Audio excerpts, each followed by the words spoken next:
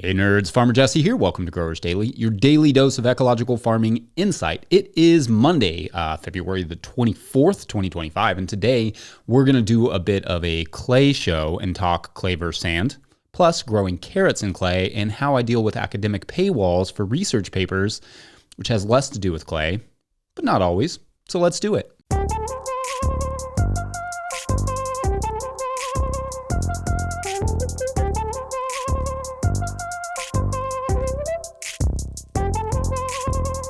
All right, happy Monday, everyone. It is going to be nearly 60 degrees today, 15.5 Celsius, as it were. So I'm going swimming after all this cold weather that we've been having.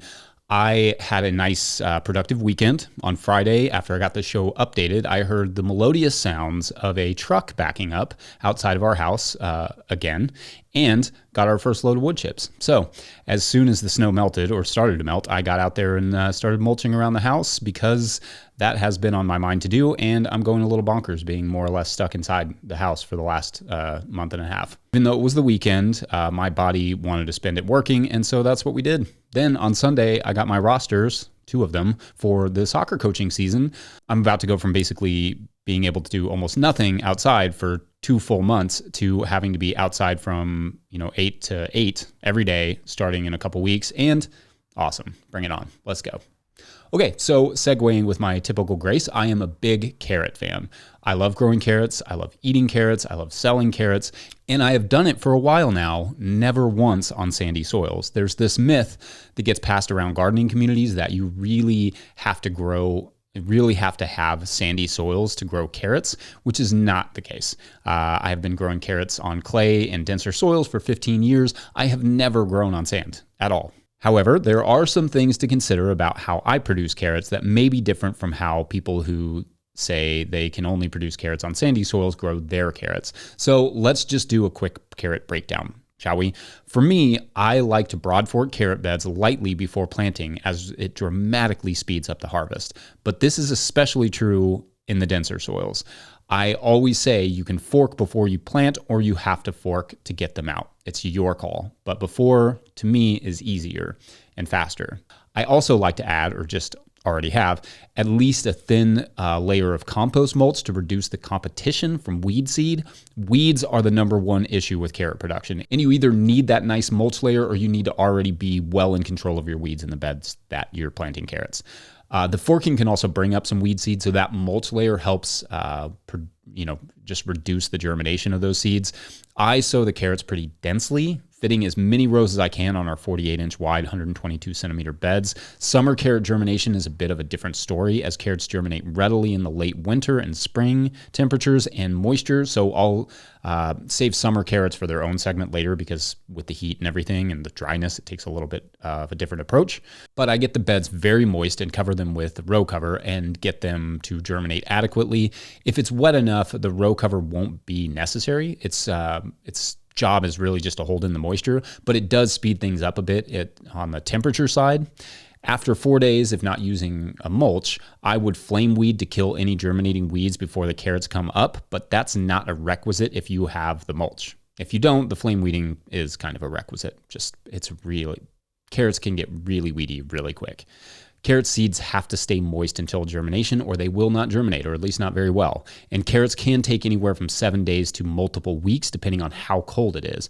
Like the carrots that I sow in January can often take a full month. They're just now, in fact, germinating in the tunnel. So that's the basics, and I'll give a more detailed rundown soon when I sow my first field carrots in a few weeks. Mid-March is usually my aim here in Kentucky, Zone 6B. Anyway, as you can maybe tell, all of that is the same as usual, normal carrot stuff. Nothing super complicated there. Watch the video I did on carrots a while back for more details if you need them ASAP.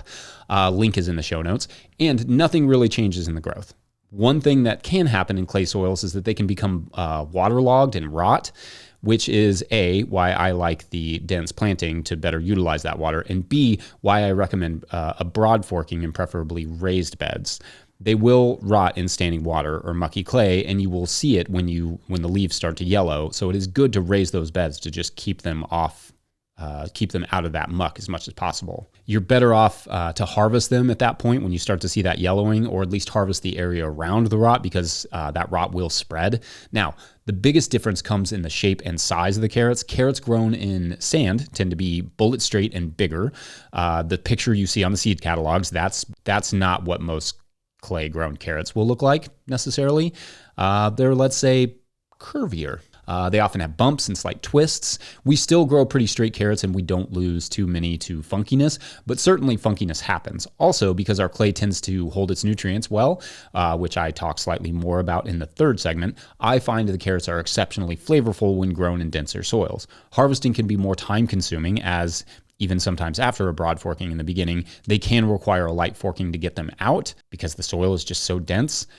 This takes up so much time as to almost render carrots not worth growing though. So really take care to prepare the soil first with good compost, perhaps raising the bed again, and a light forking before planting, so you can more easily just pull the crop and shove another one in there. That's a typical bed flip, is literally just pull the carrots, plant another crop. Anyway, you too can grow carrots on clay, and should, so long as it drains. If not, then you have to solve that first. Anyway, let me know your thoughts on clay carrots. We'll take a quick break, and when we come back, we'll break into academia. BRB. Today's episode of Growers Daily is brought to you by Farmhand. I don't know about you, but I got into farming to be in the field growing food for my community, not creating elaborate pack lists, not writing newsletters or responding to emails, not designing and maintaining web stores, and etc. And I especially don't enjoy doing those things after an already full and fulfilling day of growing food. Actually, if I spent less time on my phone and behind the computer, that would be great. If only there were a solution for that. Enter Farmhand. Farmhand is the only all-in-one virtual assistant built by and for farmers. With one single platform, Farmhand enables you to offload your administrative tasks, send and manage communications, and sell more to your customers. Farmhand saves growers an average of 6 hours of administrative load each week. That's 6 hours so you can get back into the field, spend more time with friends or family, or have a life outside of the farm, which is actually a thing. Think about it. What would you do with an extra 6 hours a week? Sign up for a free trial with the link in the show notes, because now is the best time to dial in those systems for the next growing season. Follow the Farmhand link in the show notes to learn more. All right, back to the show. If you, the listener, are enjoying this content, getting even a small amount of value from it, consider supporting our work over at patreon.com/no-till-growers.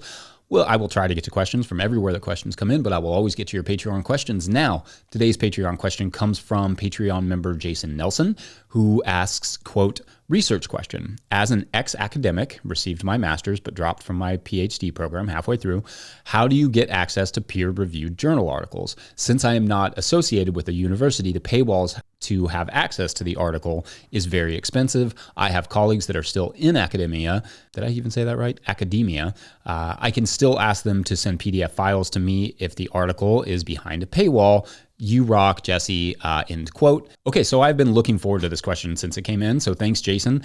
So what Jason is referring to here is that a lot of research papers are behind paywalls, or you have to associate with a university to get free access to them without paying for either a subscription to the journal that they were published in or buying access to that specific paper. The subscriptions for some peer-reviewed papers can be a couple $100s or more. Access to a paper can be like $50.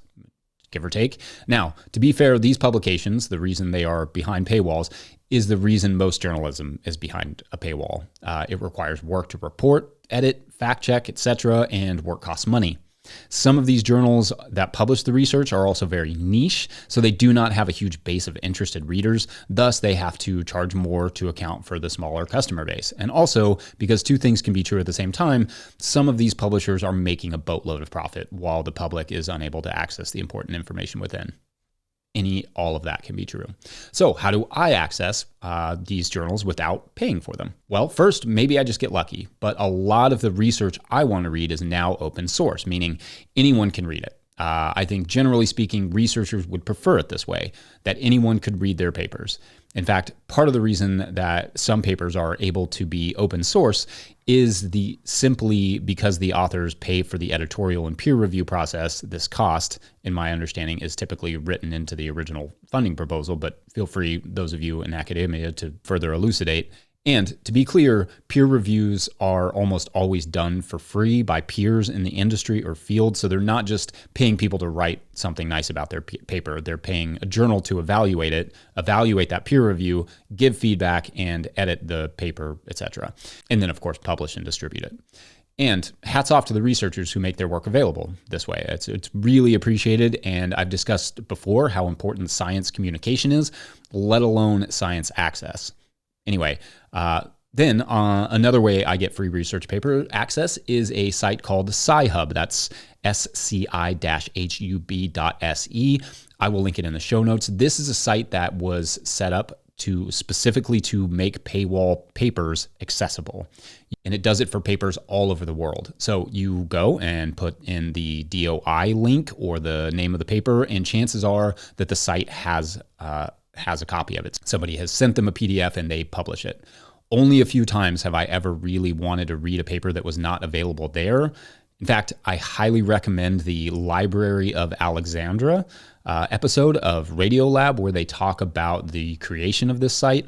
It's heroic stuff. I'll link it in the show notes as well. However, you also have the option of just emailing the author if it's not on SciHub. I haven't had to do that in a long time, but most authors are going to be sympathetic to a farmer's interest in their work. Or, like in Jason's case, if you know someone in academia, you may be able to hit them up for the PDF. Anyway, great question. As I think I've said before, I do not have a long academic career because I couldn't just take the classes I was interested in. I was really only interested in like French, history, astronomy, sociology, and drinking, which I don't think was a class, but it felt like a class. I did it a lot of homework on that one. And so I have very few connections to academia. So I have had to get creative, but luckily there are lots of ways to find papers if you know how to look. All right, be curious to hear your all's follow-ups on that one. Up next, clay soils take on sandy soils in a fight to the bottom. Yeah, be right back. We go bottoms up.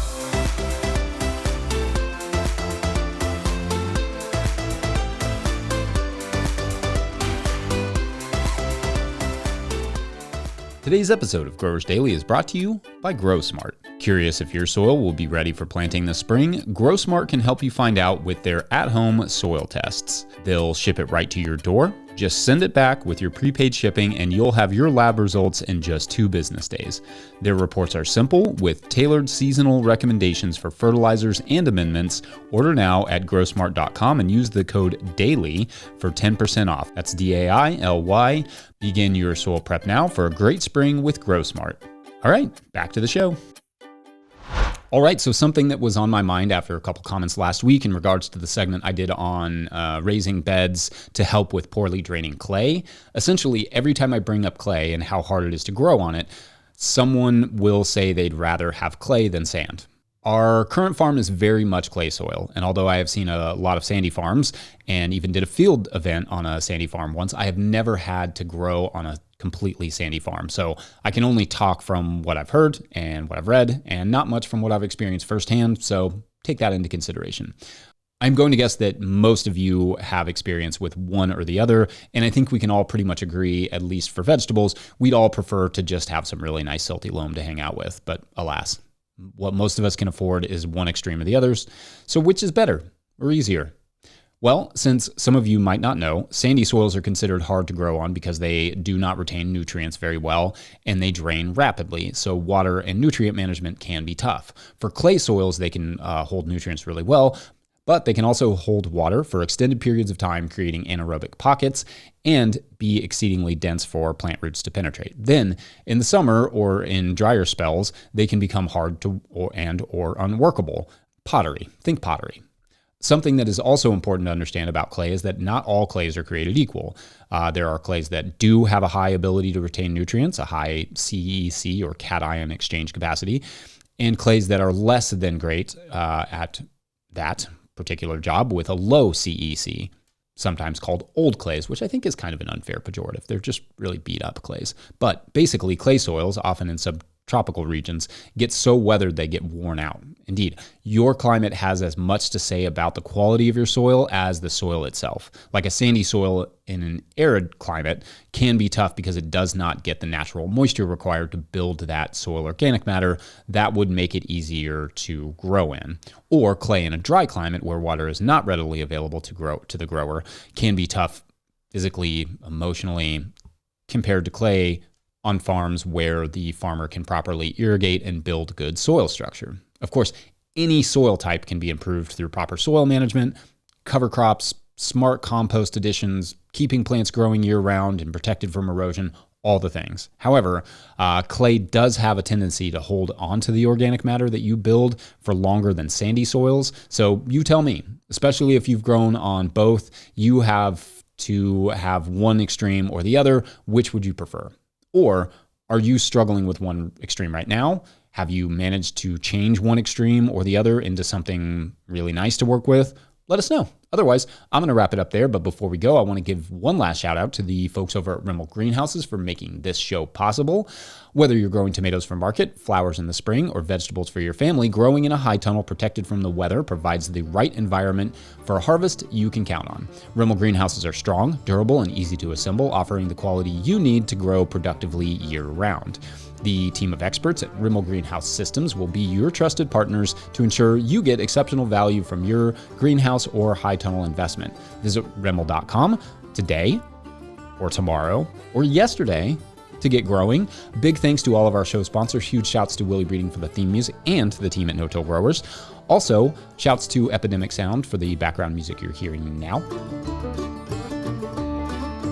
Awesome. Pick up a copy of the Living Soil Handbook or the Seed Farmer at no-tillgrowers.com to support our work. Big thank you to everyone over at patreon.com/no-tillgrowers, where at a certain level, or if you just bump up from one level to another, you get a shout out in the show. So big shout outs today to Josh Beal. That second L in there, Josh, that's throwing me a little bit. Is it Beal? Bale? It's all of them, probably. Kurt Nelson. Thanks for that, Kurt. That's an easy one. Adam Kinney and David Hoy. Awesome. So this is a group who is, it's kind of proponents and opponents of a lazy river, a nationwide long lazy river that stretches from California to southern Florida and then back, right? It goes the whole way. And, I'll admit there's some, it's not the best use of water, but I think, both sides make a good case. I could see it. I mean, take like a month and a half or something, but it'd be worth it. Anyway, thanks for watching and/or listening. We will see you tomorrow for Tuesday. Good day. Great day of the week. Yep. All right. Bye.